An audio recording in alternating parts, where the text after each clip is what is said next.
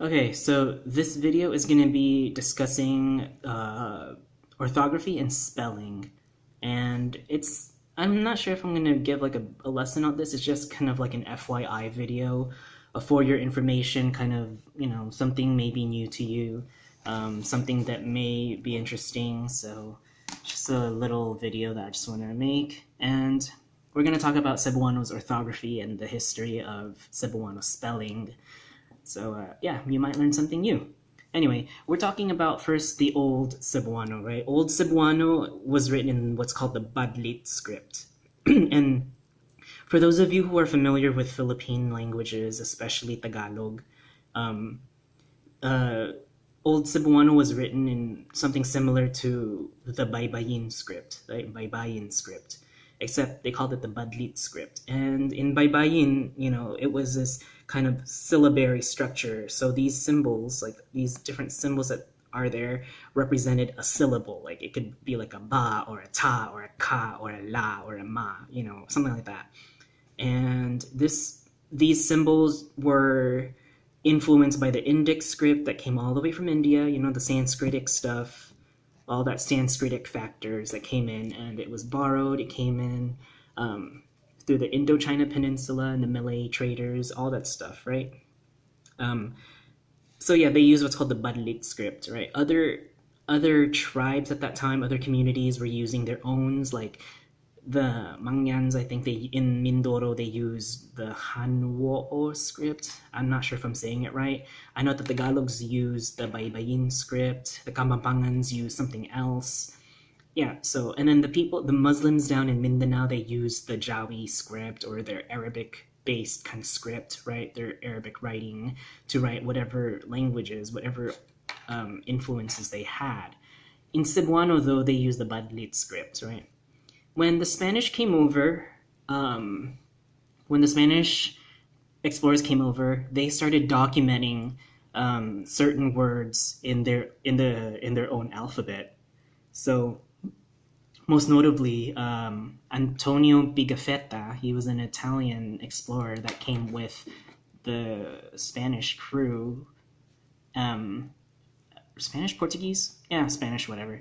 So he came with the Spanish crew, right? And he was the first person to document Cebuano words in the Latin alphabet. So this was kind of like the first known documentation, or first known way of Cebuano written in the Latin alphabet. So he would write words like manok, which means chicken, right? Manok means chicken. He would write it in the Latin alphabet using the Latin script. And at that time, they used the script that the Spanish was using, right? So it's known as this classical kind of Cebuano, right? It's also around the same time when Spanish colonization started happening in the archipelago, and the founding of the Philippines was being created by the Spanish.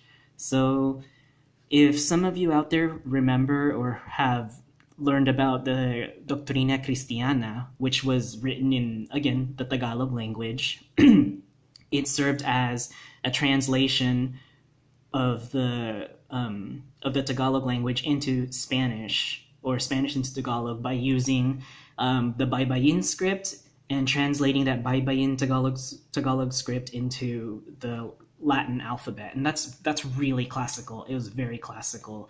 So they used all these fancy Spanish letters, the ñ, the j, the th, right? The th, a, b, c, d, right? And they would translate these syllable structures into their own consonants and vowels, as in the Latin alphabet. So if you have time, you can check up the Doctrina Cristiana. There's actually a really nice PDF file for that you can read. It's in like Old Spanish, whatever. But that was the time during classical Cebuano was being upfront, right? And then when you move on out of that, right, towards the end of Spanish colonization and the beginning of American colonization and post-World War II era, right, we have the modern Cebuano was being made, modern Cebuano literature. So the time of Vicente Soto, right? So Vicente Soto was one of those founding fathers of modern Cebuano literature. And with this advent of with the advent of modern Cebuano literature, the continuation of the Latin alphabet was still being used. However, we now simplified it to just the abacada. So abacada. And if you forgot the Cebuano alphabet, just refer to like the very first video I made, one of the earliest videos I made, and then you'll see it on one of the YouTube descriptions, whatever, right? So that's why sometimes when we Cebuano speakers look and read literature from the classical era of Cebuano, we'll still see that Cebuano was written in the way the Spaniards wrote their language, in the way the Spanish wrote their language, or in the way the Spanish was written today, which hasn't really changed much. So when you read Spanish today, it's still the same way as it was written back in the 1800s, 1700s, right? But Cebuano, the spelling has now changed. So we don't write it the way the Spaniards used to write their language. It's now written in this modern, I guess you could say modern or modified Latin script. And most of it is being regulated now by the Visayan magazine. It's one of those circulating Visayan magazines that have their orthographical regulations and rules. But of course, there are other entities and groups that regulate how Cebuano script is written. And these are examples I just want to show you too, right? So from classical to modern, right? Because I obviously don't know how to write Badlit, but I can give you a look of like classical to modern. So for example, Kangkinsa, right? Kangkinsa is written with that C, and then the ki is written with a QUI, because obviously if I write CI in Spanish, it's going to make a th sound. So in order to make the ki sound, you have to use a k, u, right? The ki, ke, right? Ki and ke. So if you speak Spanish, you'll see what I mean. Versus in modern, it changes to K, just Kangkinsa. Ako, right, was written with a C, now it's just written with a K. These orthographic changes changed over time from classical to modern, and you can see how Canino changes to Canino with an NY, no longer use that Nye. And the C, la letra C, changes to letra K, okay, the K. Gigubat, right? Again, that same thing with the ki, the gi as well, right? So the GUI, GUE, so gi or ge, changes to just GI or GE. Because in Spanish, if you just write GI or GE, it's going to be pronounced as he or he in Spanish. Same thing with just, I guess, the other CI or CE. It's going to change. If I write quinza with a CI or CE, in Spanish, it's going to be pronounced as a thi or a the. Right, thi or the. Ikaw, we changed this last vowel into a consonant that has a similar sound if it's at the end. So ikaw changes to ikaw, right? That C changes to a K again. And the weird one is wala. So wala ua, which I can see why the Spaniards did it this way, because they did it sound by sound or phonetically. So ua makes the wa sound. Ua. Instead of just writing one consonant that made it into a wa, they used two vowels and made it to a wa, la, wala. So that's just like some interesting thing that you can see. So when you come across old Cebuano literature that was written in those classical times, you can see the changes of like classical Cebuano literature. And it's very classical. like the way people would speak back then is just pretty classical. It's interesting.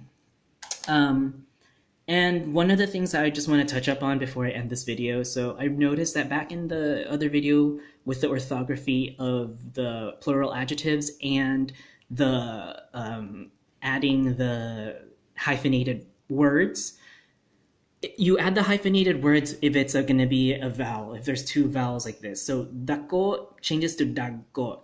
And that's okay, because dagko has a pause. The reason why there's a hyphen is just to indicate that there's a pause. However, for words like taas, if I want to change taas to a plural adjective, tagas, that without that hyphenated word there, or the hyphen there, it just changes to tagas, right? Tagas. But the hyphen shows that there's going to be a pause in pronunciation. So the as changes to tag-as. You have to have that pause there to be able to be understood. Because tagas, it sounds kind of weird if you're not going to say tag-as. And the last thing is the nga ligature. I just want to touch up briefly on this again. If you forgot, just refer back to that really early video I talked about with the nga in it, right?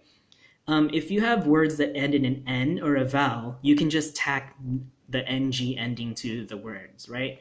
So ng ending like puti, puting, right? And if it's a word that ends in a noun, you can just change that. You can just add ng to the N. So like if it ends with an N, you can just add the G there, and then it's just going to be that ng ending.